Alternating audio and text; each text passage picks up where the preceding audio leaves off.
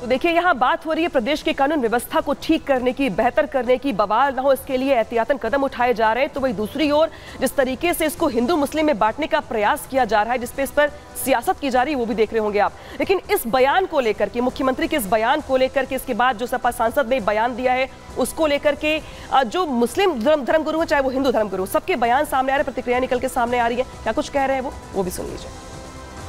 तो जो भी त्यौहार हो वो नियमानुसार हो, नियम के खिलाफ या देश के खिलाफ कोई काम नहीं होना चाहिए। जो माह मुहर्रम का महीना जो 5, 6, 7 साल 8 साल से हो रहा है और योगी जी की हुकूमत काम कर रही है ताकि जो है वो माह मुहर्रम के महीने में किसी तरह की जो है वो गड़बड़ी ना हो, और हर लिहाज से जो है वो डीएम को, कमिश्नर साहब को भी ताकीद की गई है कि जहाँ पर तार या दरख्त वगैरह जो अलम के ले जाने में रुकावट आ रही हो उसको जो हटाया जाए और उसको जो सही किया जाए ताकि कोई उनको दुश्वारी ना हो। कांवड़ यात्रा कैसे बंद कर देंगे? ये तो हिंदू सनातन धर्म और हिंदुओं की वो व्यवस्था को समझें जो उन्हें यहाँ भारत में ला के उन्हें रखा गया है और प्रदेश में रखा गया, उनकी हम सभी लोग रक्षा करते हैं। उनकी क्या स्थिति है कि वो कांवड़ यात्रा बंद कर लें? सारे संत समाज मिलके उनकी दशा को खराब कर देंगे। हमारे मुखिया योगी आदित्यनाथ बैठे हैं, वो जो भी आदेश देंगे हम सभी संतगण उसका पालन करेंगे। जय श्री राम। चाहे हिंदू धर्म गुरु हो या फिर मुस्लिम धर्म गुरु हो, सबकी अपनी अपनी बातें, अपने अपने तर्क, अपनी अपनी भावनाएं हैं, लेकिन इन सबके बीच प्रदेश की कानून व्यवस्था प्राथमिकता है। और शायद यही वजह है कि मुख्यमंत्री योगी आदित्यनाथ समय समय पर बैठकें करते रहते हैं, चर्चाएं करते रहते हैं, हिदायतें देते रहते हैं।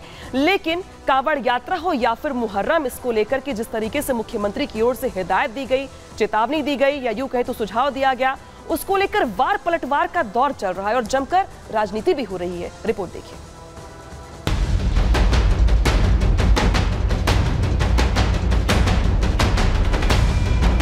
उत्तर प्रदेश के माहौल को जिसने भी खराब करने की कोशिश की, योगी की पुलिस ने उसे ऐसा सबक सिखाया कि या अपराधी ने अपराध छोड़ दिया या फिर दुनिया। आज उत्तर प्रदेश में त्योहार चाहे किसी भी धर्म से जुड़ा हो, माहौल खराब करने की हिमाकत अब पुरानी बात हो चली है।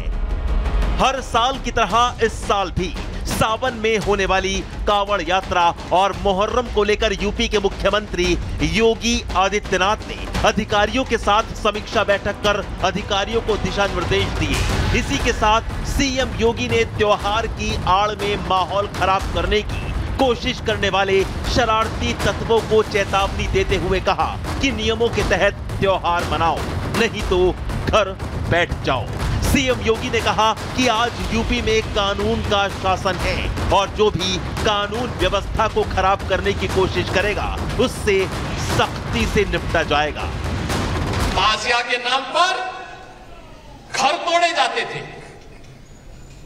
पीपल के पेड़ काटे जाते थे, सड़कों के तार हटाए जाते थे, पुल तोड़ दिए जाते थे। आज कहा जाता है किसी गरीब की झोपड़ी नहीं हटेगी। आज कहा जाता है कोई तार नहीं हटेगा। आज कहा जाता है कि सरकार नियम बनाएगी, पर्व और त्योहार मनाना है तो इन नियमों के अंतर्गत मनाओ और नहीं तो अपने घर में बैठ जाओ। उत्तर प्रदेश के मुख्यमंत्री योगी आदित्यनाथ ने यह अल्टीमेटम तो प्रदेश के अराजक तत्वों को दिया था, लेकिन योगी के इस अल्टीमेटम से समाजवादी पार्टी के सांसद जिया उर रहमान वर्ग के पेट में दर्द शुरू हो गया।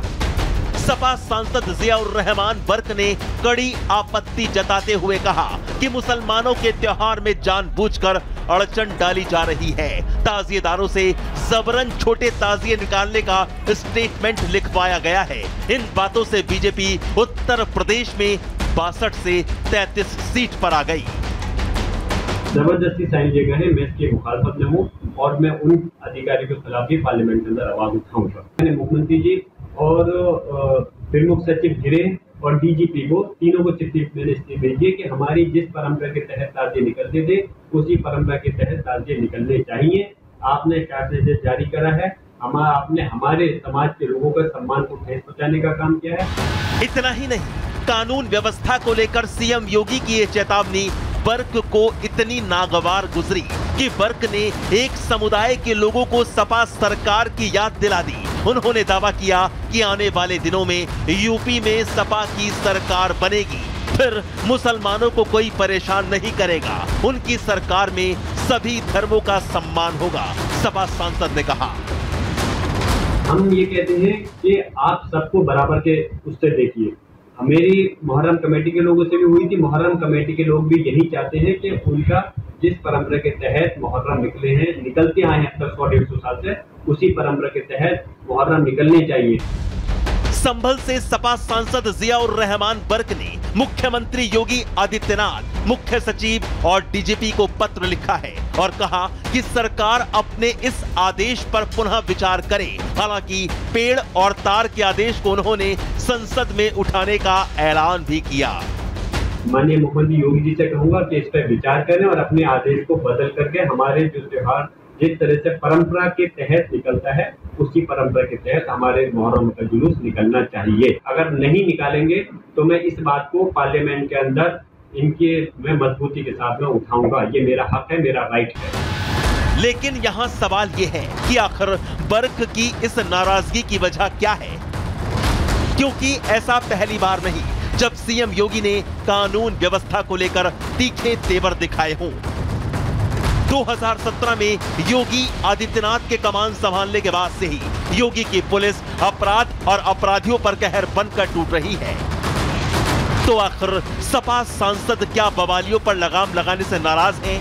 क्या सपा सांसद बर्क ऐसे बयान देकर मुहर्रम की आड़ में कानून को हाथ में लेने वालों को शह नहीं दे रहे हैं? जब सीएम योगी ने किसी धर्म विशेष का नाम नहीं लिया तो आखिर बर्क एक वर्ग विशेष को सपा सरकार की याद क्यों दिला रहे हैं? क्या सपा सांसद बर्क को कानून व्यवस्था के मामले में बदली हुई तस्वीर और दुनिया में यूपी की बदली हुई छवि पसंद नहीं आ रही है?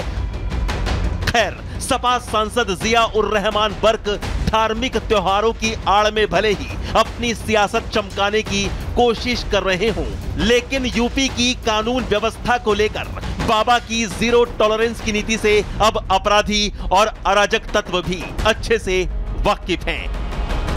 Bureau report, Republic Bharat.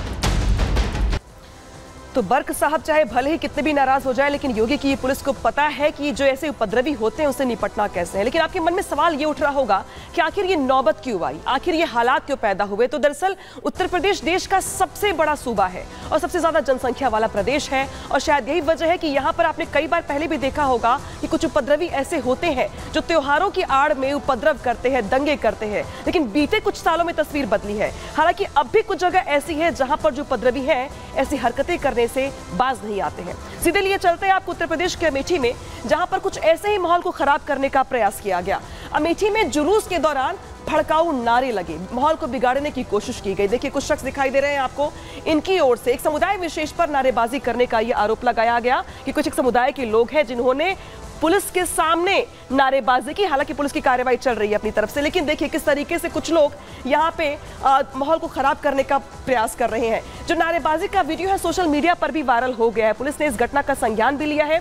Police ने पूरे मामले को लेकर अपनी ओर से कार्रवाई भी की है, FIR दर्ज भी की है। उसके बाद से एक्शन में है अमेठी की पुलिस। तो देखिए आखिर कारण क्या है मुख्यमंत्री की हिदायत का।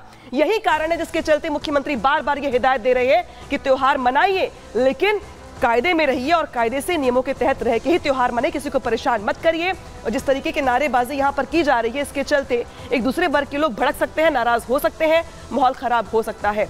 तो मुख्यमंत्री की चेतावनी का, हिदायत की जो सबसे बड़ी वजह है वो यहीं पर है। अब जिस तरीके से हम बात कर रहे हैं अमेठी के, जिस तरीके से जहां पे नारेबाजी हो रही थी, वो अपने आप में तस्वीर जो है परेशान करने वाली है। और